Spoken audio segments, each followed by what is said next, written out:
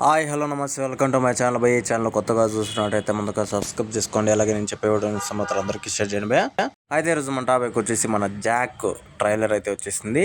అయితే మన అందరికీ తెలిసిన విషయమే, మన సిద్ధు జొన్నలగడ్డ అన్న అసలు మంచి స్టోరీస్ ఎంచుకుంటాడని చెప్పేసి, అలాగే డిఫరెంట్ ఉండే స్టోరీలు ఎంచుకుంటాడు అని చెప్పేసి కూడా. అయితే ఈ ట్రైలర్ చూసిన తర్వాత నాకు మళ్ళీ అలానే అనిపించింది భయ్య, చాలా డిఫరెంట్గా అనిపించింది.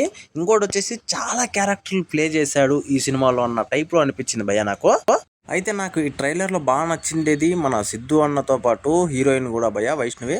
నాకు సూపర్గా అనిపించారు వీళ్ళ కాంబినేషను. నేనేదో అనుకున్నాను కానీ వీళ్ళ కాంబినేషన్ గురించి, అంటే మొన్న టీజర్ చూసి, కాకపోతే ట్రైలర్లో చూసిన తర్వాత మాత్రం నాకు ఒక రేంజ్ అనిపించింది వీళ్ళిద్దరు కాంబినేషను.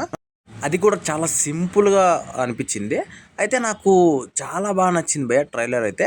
ఇంకోటి వచ్చేసి సిద్ధు అన్న ఈసారి భారీ బ్లాక్ బస్టర్ కొట్టబోతున్నాడు అని మాత్రం అనిపిస్తుంది. అయితే మనందరికీ తెలిసిన విషయమే, డీజే టిల్లు 2 సినిమాతో 100 కోట్ల గ్రాస్ని అయితే క్రాస్ చేశాడు.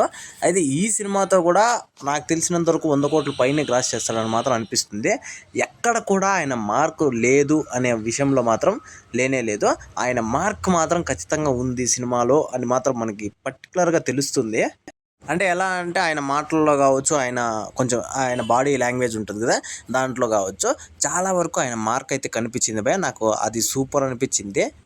అయితే ట్రైలర్ చూసిన దాని ప్రకారం చూస్తే మనము ఇది కూడా కొంచెం సస్పెన్స్ స్టోరీ మాదిరి అనిపిస్తుంది. కాకపోతే మనకు హీరో క్యారెక్టర్ మాత్రం చాలా క్యారెక్టర్లతో మ్యాచ్ చేసి అయితే చూపించారు. అంటే కొంచెంసేపు దొంగగా, కొంచెంసేపు అంటే డిఫరెంట్ క్యారెక్టర్ల టైప్లో అయితే చూపించారు. కాకపోతే లాస్ట్కి ఒక సస్పెన్స్ క్యారెక్టర్లో మాత్రం మన సిద్ధు అన్న ఉండబోతున్నాడు మాత్రం మనకైతే ట్రైలర్ చూసిన తర్వాత అయితే బాగా అనిపించింది.